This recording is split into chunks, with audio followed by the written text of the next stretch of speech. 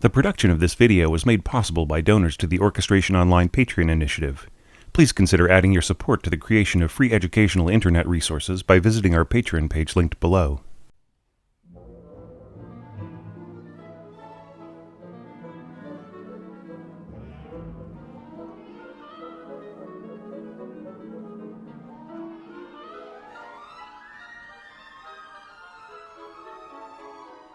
Hey there, this is your orchestration tutor Thomas Goss, bringing you the third in a series of pieces that we're going to study from The Planets by Gustav Holst.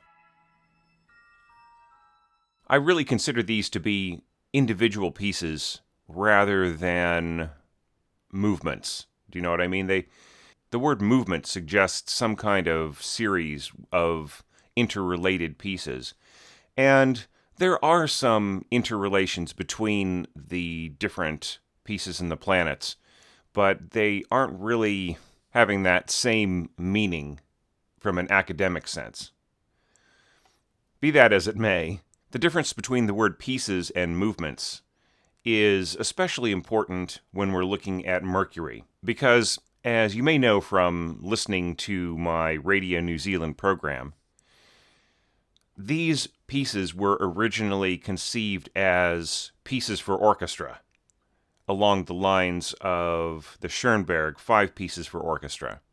Originally, they were going to be completely non-programmatic, and actually they really are non-programmatic. They are really more emotional and having context for particular kinds of meaning rather than really describing a series of actions. They really describe a series of moods or emotions or states of doing something as a human being or experiencing something as a human being.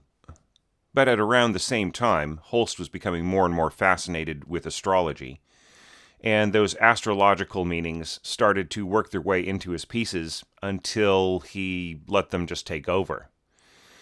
But I feel that it really wasn't until the very, very last piece, Mercury, where the programmatic meaning started to rule the outcome of the piece.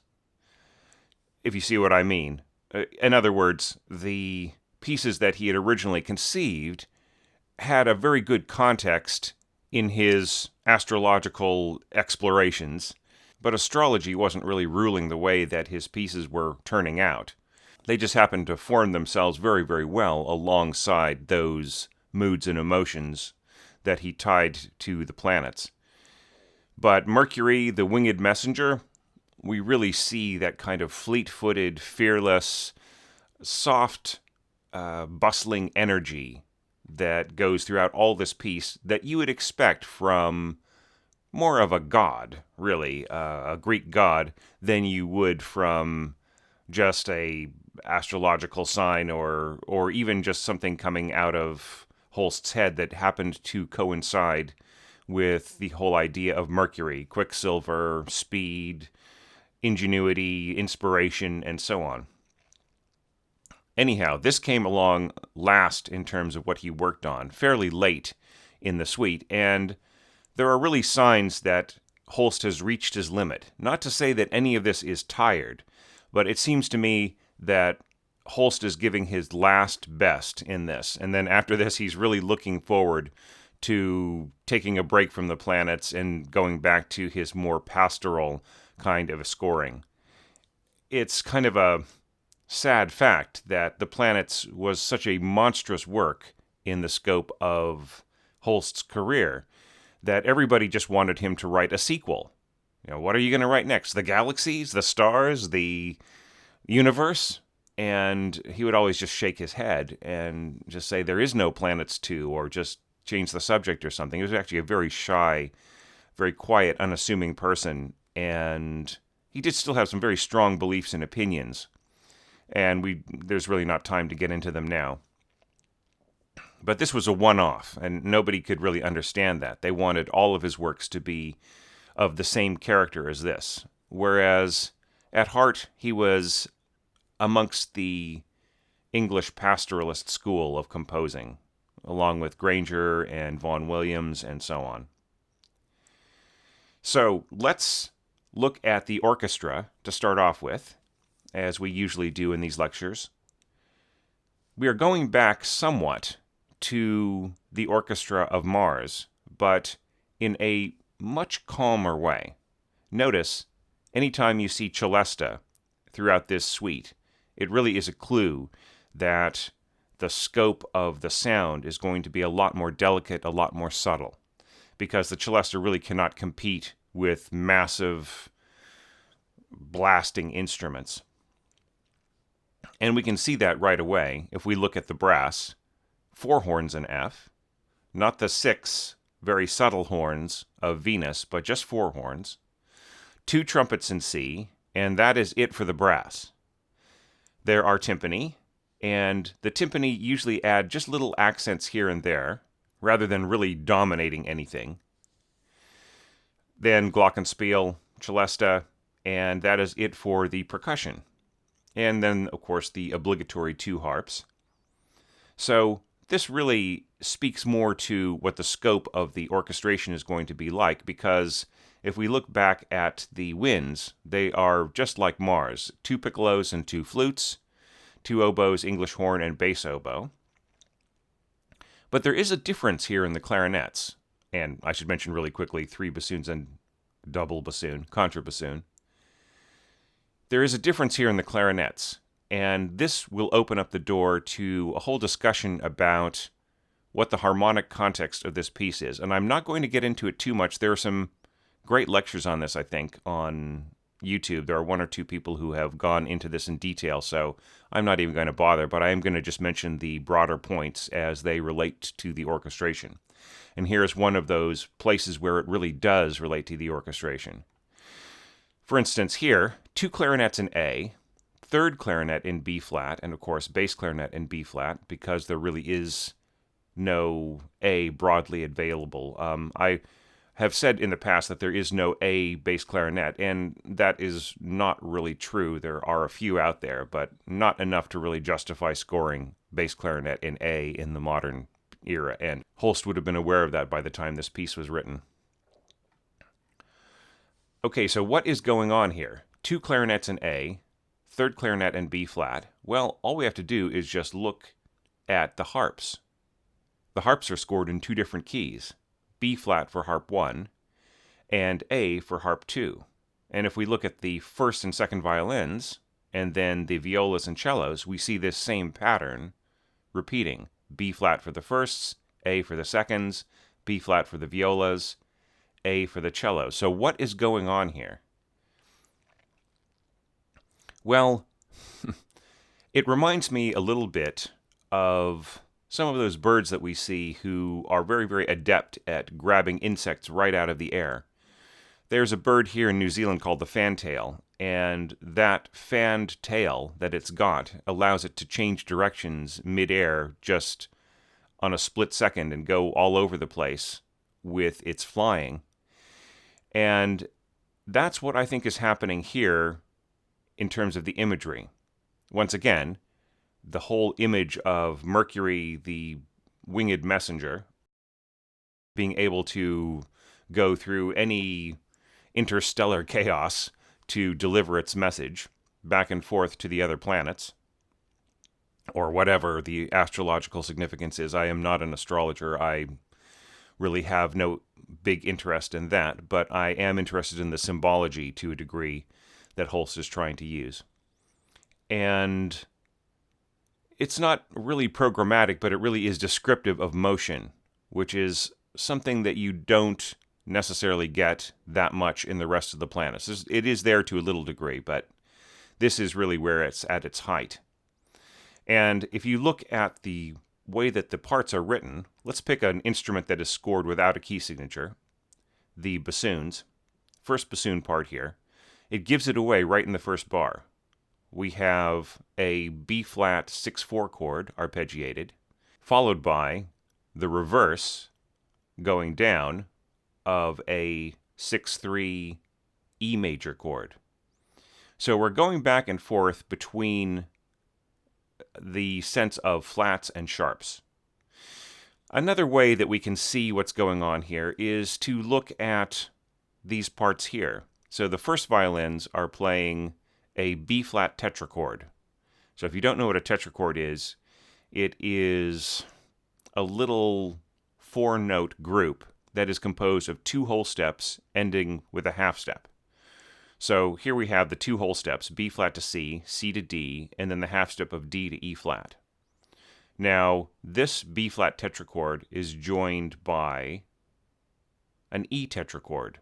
You see that this little phrase dovetails right into this E. And the E tetrachord, E to F sharp, a whole step, F sharp to G sharp, a whole step, G sharp to A half step. So when you connect these tetrachords together and they just keep looping up as they do all over this piece, you have that sense of the fantail, of just changing directions in midair but getting there somehow. And the fantail's flight, you should just look it up on YouTube to see if somebody has recorded it on video. It just really slips through the air incredibly gracefully, but changing direction just at the blink of an eye. And that's how it picks tiny little insects out of the air. What's funny is, on a side note, I have hiked in the New Zealand forest and seen fantails following me around.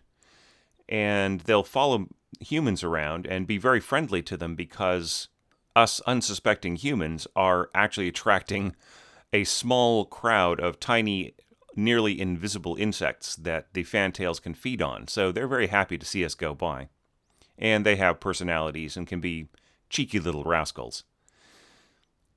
But throughout this piece, you will see that sense of kind of creating excitement through the juxtaposition of opposing tonalities. In this case, Holst really tries to keep the opposition a diminished fifth or augmented fourth apart. So in other words, B flat to E. Even though we've got a key signature of A major, but that is just so that we can have access to the sharps and use the basic tonality of the A clarinets. Okay, so that is the harmonic context of what is going on here, in case you hadn't just noticed that already, in which case I apologize for this long discourse on it. Now let's talk about the orchestration. This lesson is only going to be covering about 7.5 pages of score, but there is really a lot to unpack, and I'll actually try to make it not too long, rather than not too short. You can track the alternation of the different key centers just by looking at the harps, depending on which one is playing. Here we've got a B-flat triad, alternating with an E major 6/3 chord, going back and forth, and so on. And then there are parts where the sharps tend to hold on for quite a while, or sort of tail off the ends of a 2-bar phrase. And then there are places where the flats hold on for a little while, as we can see over here in these strings and the first harp. And celesta, of course, and winds. So just use those landmarks for tracking where you are in terms of trading off between the two key centers. Now, what does that all mean for orchestration? Well, what you'll notice about this piece is that really the overall dynamic is piano sempre. And in fact, Holst lets the flow of the music and the context of the orchestration be his dynamics, rather than adding a lot of little hairpins here and there. Now, you probably have heard me critique different scores by students and even by established composers like Holst, and maybe talk about how there really are not enough hairpins, there's not enough of an arc to the melodies. But in this case, this piece is so fast and so bustling and so well constructed in terms of the different fragments of motive that are tossed around that it really does not need a lot of hairpin markings, because the phrases are strewn across the entire orchestra in terms of splashes of color.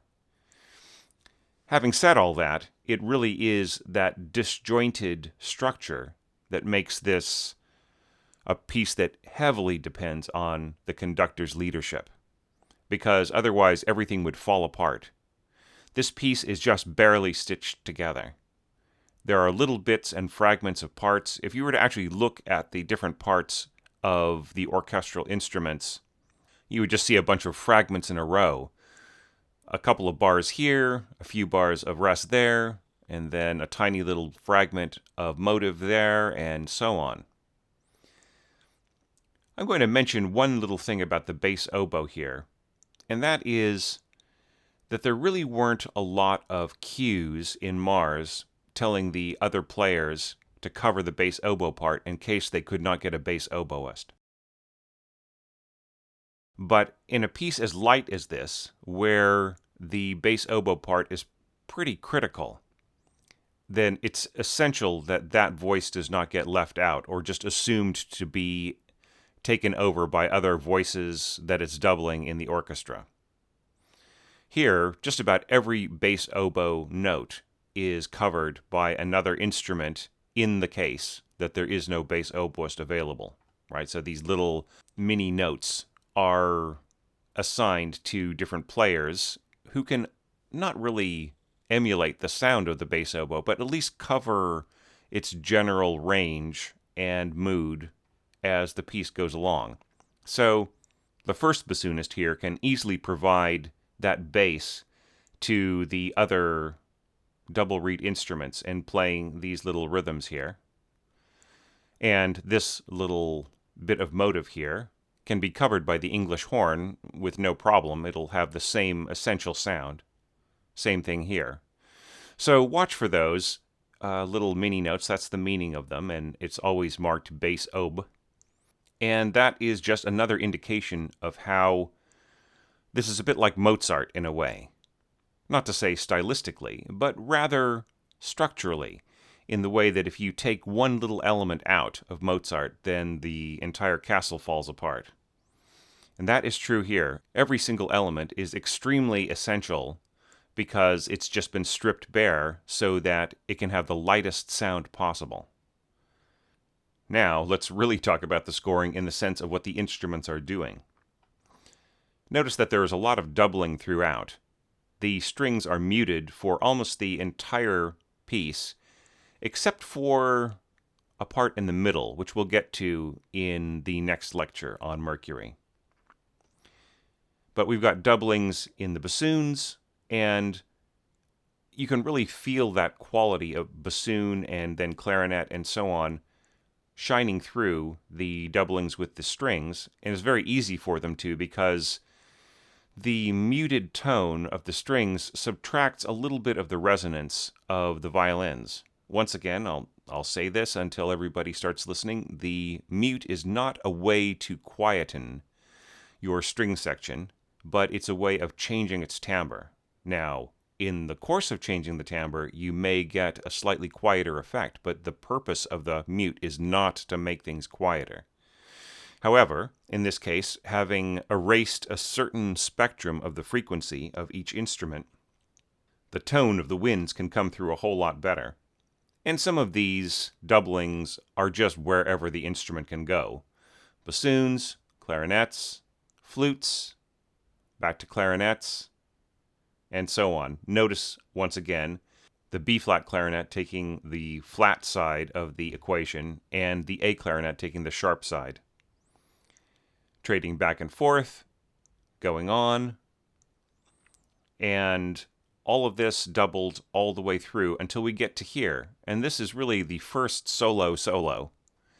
And I really love this here, how the second harp is doubling the three bassoons, and if the bassoons are playing lightly enough, then you will really hear the harp accentuating the pitches as if the bassoons were slightly plucked. Meanwhile, the first A clarinet is doing its little job of cascading downwards on the sharp side of the spectrum.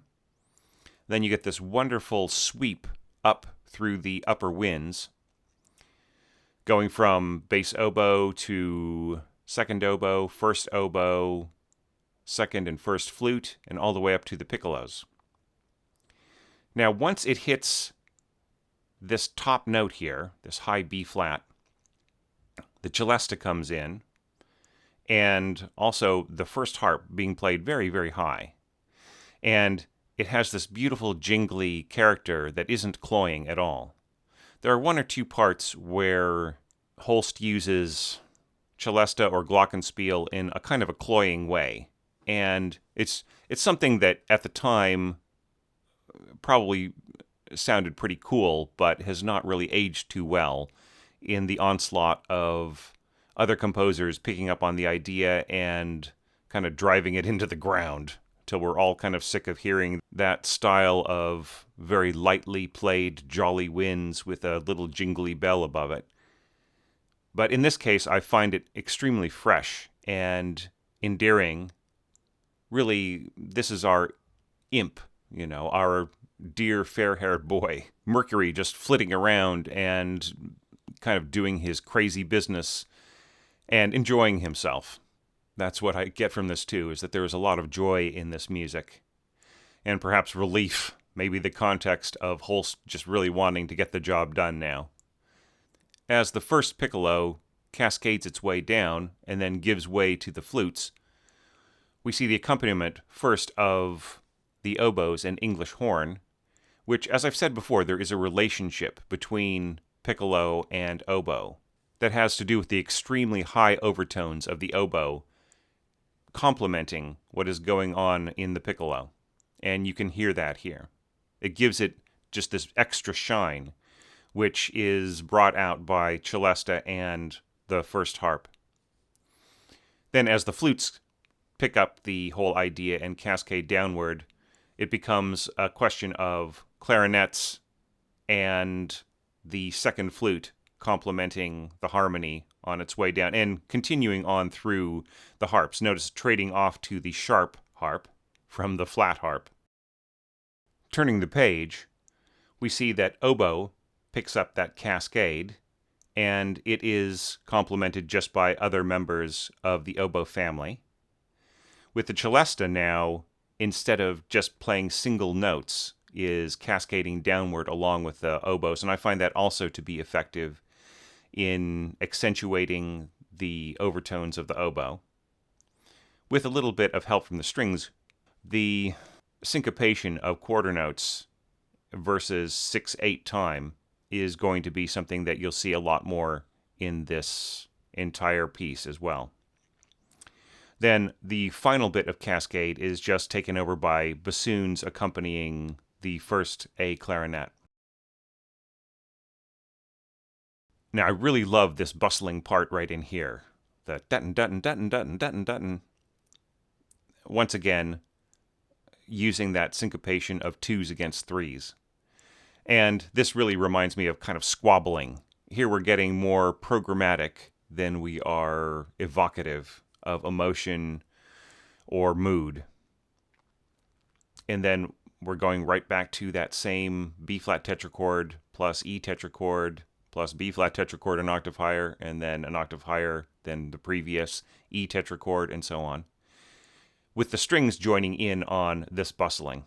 Notice that it's just the harp that is joining along with the winds in the first little bustling break, and the second bustling break, which is pretty much the same pitches, using higher winds, the flutes, oboes, English horn, and clarinets an octave higher, is doubled by harp an octave higher, and this time the strings, which provide a bridge into the same idea, but descending to a place where they can trade off with the next leap upwards. I feel that this part right here is maybe the most interesting thing on this screen, and that is showing the difference in texture when everybody is doubling, as we are here, winds with the strings, and then dropping the winds out and just continuing on with the strings on pretty much the same exact music for the first three notes. I think that that is just really a genius thing to do. A lot of times, orchestrators take doublings for granted. They just think, oh, well, I'll double the strings here and give them a little bit more strength, and then, maybe I won't double in the next page, and so on. You have to get away from that kind of thinking. The texture of doubling should be used for specific purposes, not just to strengthen the strings all the time. Oh, well, yes, of course. They should be used in that way, especially with crossover scoring or big, grand, splashy, cinematic scoring. However, you should not just take that for granted. Notice that we've actually reached a strong dynamic here. Forte, which comes in, by the way, this is subito forte, right? It's not just a crescendo into this. There is no crescendo right here. It just suddenly hits the listener in the face, drops back down to piano, and then, getting back to our little thesis here of doubling versus not doubling, we have the quality of the winds plus the strings, and then the quality of the strings minus the winds. I feel that to be just really lovely and, in a sense, stripping bare the artifice of doubling right just for 1 second. And this sense of leaving off the doubling continues on with the undoubled winds leaping up to a place where the music can come to a static stop right there on this high E. Let's stop there as well ourselves and have a listen to all of those things. The difference between doubling and not doubling, the way that this bustling is constructed, the conflict between sharp and flat keys, and the subtleties that are in the music, the sense of scoring to the phrase rather than to dynamic nuances, making the nuances part of the structure of the music and how everything fits together just like clockwork. Let's listen to that, and then I'll meet you on the next screen.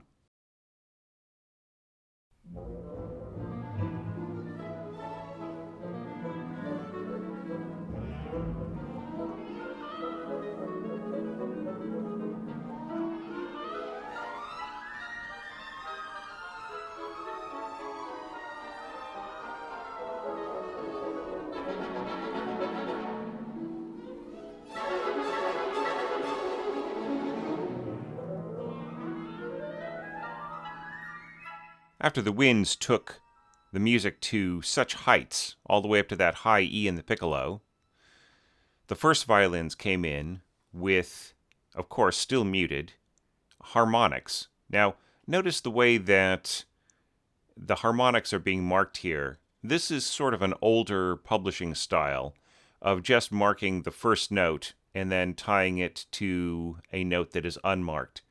Don't do this, okay? I recently released a video talking about articulation markings and how you shouldn't overuse them. However, the standard towards marking harmonics has been to mark all of them. So try not to do this, because there are modern techniques, not too successful in my way of thinking, but there have been harmonic pull-offs. Actually, that's pretty successful with lead guitar, but sometimes a composer might experiment with having a harmonic node touched and then let go of, just to see what will happen to the string. And as I was saying, I don't consider that to be the most successful approach, but it can still be interesting in a subtle way. However, this could be mistaken for that. So don't do this. Always mark all notes that you want to be sounding harmonics all the way through. Here, Holst says simile, don't do that. Just mark all the harmonics, all right? That could have been Holst's publishers, too. I don't know. Having said that, the note that starts this particular high E is off the screen, so you can't really see it. But it is a harmonic note, and it is 2 octaves higher than E. So this could be achieved just by playing the touch 4 node on an open E string. Then you get that silvery tone of an open string harmonic, which is very, very beautiful. Then this goes down an octave to the octave node, which is right in the middle of the string. While that's going on, and the violins are getting this whole syncopated rhythm started, and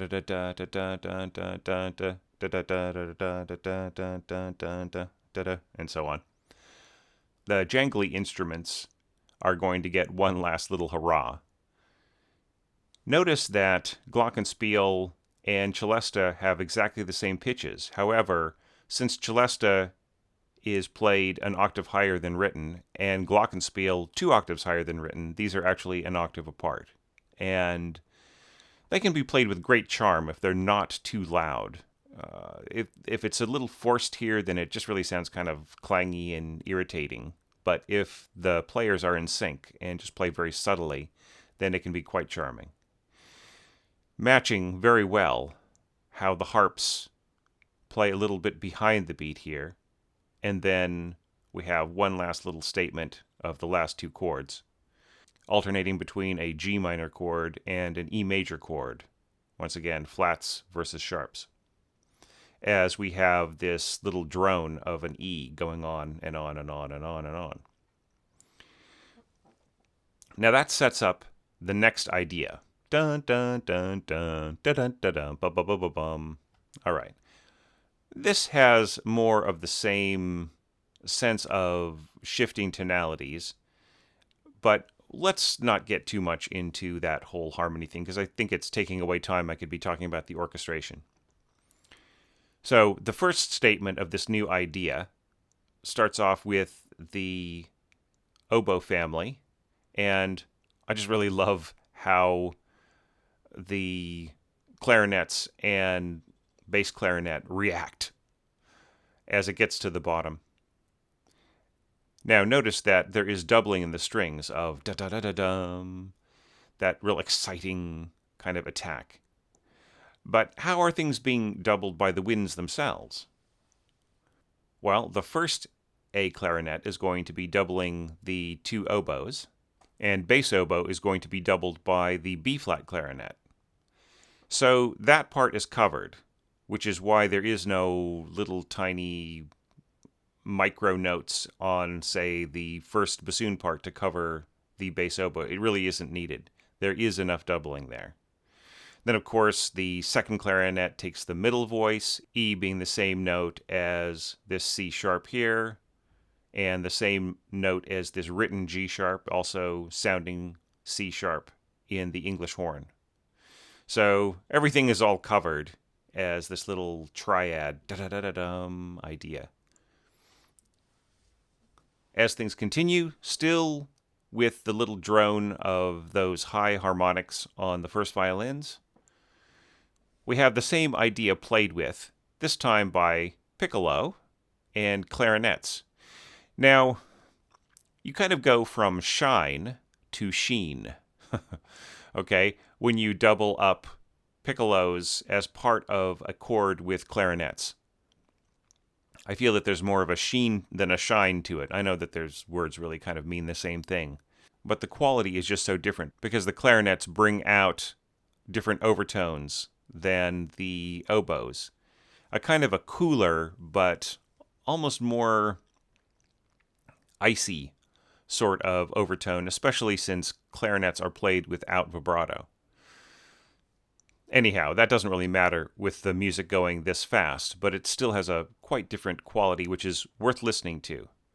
Thinking that really this is a doubled up idea with the flutes and piccolo taking on pretty much the same exact pitches as before, with this F being a B flat, the same as this B flat here, and then we've got D to D here, this high D, and then G and G an octave higher, as written in the piccolo.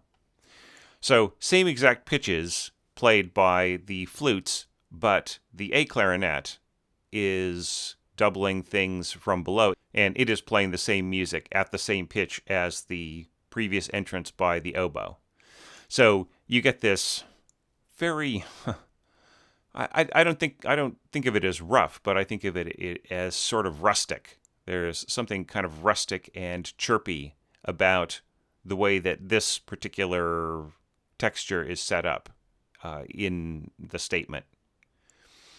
Now notice the reaction here, right? Yeah, da da da da da da da dum, ba ba ba ba bum. So kind of the same exact da da da da, the same pitches in both reactions, but ending on a different chord. So you can see that at this point, the entrance becomes part of the reaction because of the quality of double reeds teaming up with single reeds. But here, since we have those flutes on top, it really has a different meaning, as if our little prancing voyager across the stars is meeting some resistance, or perhaps even just some disapproval by his elders who are just tired of his jetting around and being naughty. Let's not forget that Mercury is also the god of thieves, too, and the god of mischief to a degree. So there is definitely that playfulness in this music. Here on this next page, you can see how the shifting of keys can have instruments playing basically the same music, but in a different context of sharps versus flats. In the other case, it started off with a G minor 6/3 chord, and now we are shifting to a B minor 6/3 chord in the oboe family. And just that change of keys gives things a different context. Yeah, I know, it's just like modulation and so on. And of course, we're adding the glockenspiel, writing that same syncopated series of notes as the first violins on the previous page. But still, it's an example of using the opposition between the keys as a way of keeping the music fresh, even when you are not really using a new idea at all. I mean, there's nothing new happening here in terms of the actual scoring, right? Except for the glockenspiel. So it's pretty much just copy and paste from the original entrance. And this is one of those things at which I feel that my premise is justified, that Holst was not necessarily running out of ideas, but he was coming to the end of his inspiration on the planet. So there's nothing lacking in inspiration here. But just that he's cutting corners here and there and writing things in a very kind of matter-of-fact way and very practical way and steamrolling towards the end of what he needs to do. That is the sense that I get. I think it's just as inspired as any of the other movements, but I also see the mark of using craft to get around certain difficulties in ways that I didn't in other movements. I think that this is a late idea in the whole scheme of things, written to order to the evolving concept of these movements being planets, whereas before the music had not originated with the idea of planets quite yet during the original conception.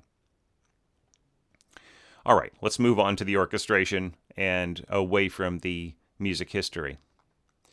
Now, finally, the strings get a share in what's going on here. And I think that this is really cool. They're teaming up with the celesta, so you really hear the celesta making its mark on the whole texture here. And yet it blends together with the quality of the strings quite nicely. Now, notice there is a bit of dynamic mixing here, dynamic compromising with the celesta being mezzo forte and the strings, which are given to nudo marks, are marked piano. And that is just as much of a balance as you can possibly get there. Really, it's a lesson in what it takes for celesta to shine through. Celesta is such a delicate instrument, and composers are taking it for granted so many times. Even Holst does here and there, adding things that take a little bit of balancing and rehearsal to really get the celesta to come through. And not all celestas are equal either. Some are a little louder than others. So if you have a quieter celesta, then you just have to do the best that you can. And also sometimes the mechanisms of the celestas are a little out of order because it's a bit of a hassle to constantly be keeping the celesta in perfect working order all the time. They can be a little cranky. Sort of like a old Fender Rhodes, if anybody remembers that from the 70s. Now, I love this reaction here because it's the place where the brass really makes an entrance. The horns, da-da-da-da-da. That is very, very cool, along with strong strings. We're not only going through abrupt contrasts of tonality, we're also going through abrupt contrasts of dynamics too. Of course, we did have a rare diminuendo here, and that was just sort of dying off to give way to the celesta, I feel. But we go back to the back and forth game here dynamically of subito forte, subito piano, and subito forte again. I feel that these don't need to really be marked subito because it's just obvious that it is a feature of the music that is built right into it, to have terrace dynamics rather than graduated dynamics, except for places where it's marked, right? It's actually kind of nice to have the strings let go and then the brass hold on and then gradually die out under another reaction by bassoons and contrabassoon. This is another really cool thing too, and that is I love the way that the pizzicato lower strings just pluck that last low C sharp, and the first bassoon and contrabassoon continue it on. That's just a really lovely touch there.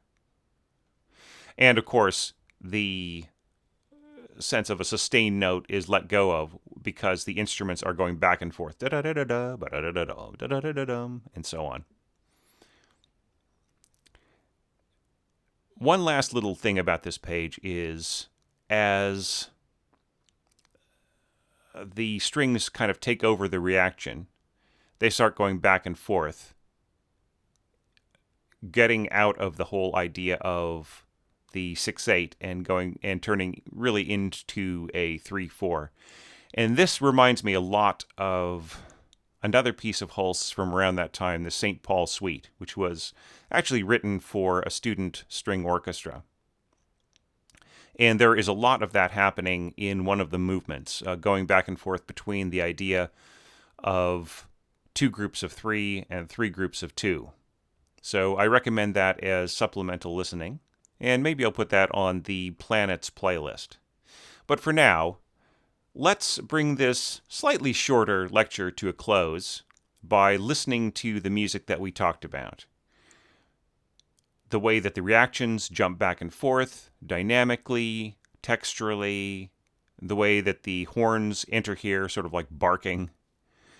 The sound of the celesta mixed with the upper strings, the difference between this idea here in B minor and the original entrance of the idea before in G minor, and how it freshens it up just to change the keys and change the top repeating syncopated notes in glockenspiel instead of violin.